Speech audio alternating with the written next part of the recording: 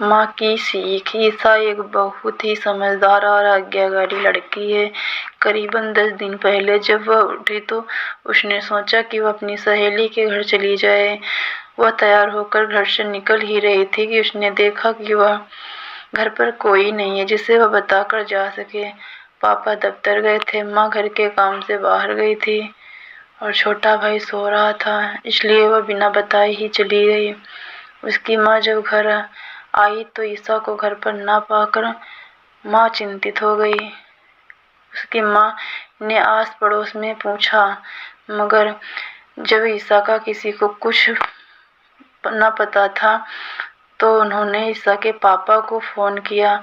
मगर पापा घर आए और गली मोहल्ले में पास के बाजारों में ढूंढा, मगर ईसा का किसी को कुछ भी पता नहीं था।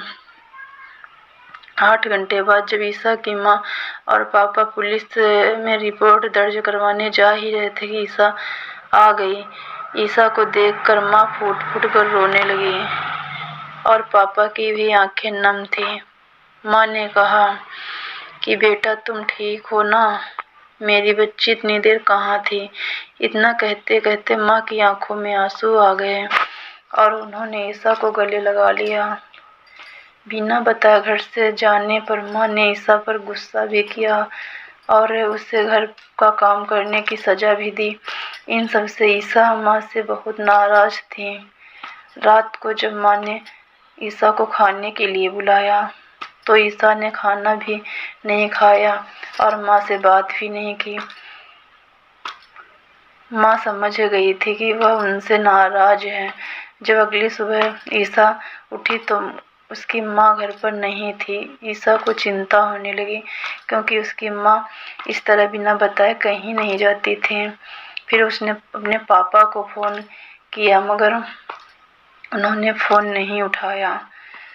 ईसा ने आस पड़ोस में भी अपनी माँ के बारे में पूछा मगर किसी को कुछ भी पता नहीं था। जब ईसा घर पर बैठ कर रो रही थी तभी अचानक उसकी माँ आ गई और कहा, जब मैं तुम्हें कुछ देर नहीं दिखी तो तुम इस तरह से रो रही हो?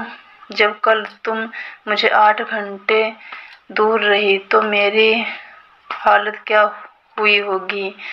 वह 8 घंटे मैंने कैसे बिताए हैं यह सिर्फ मैं जानती हूँ। इतना कहकर गले लगा लिया।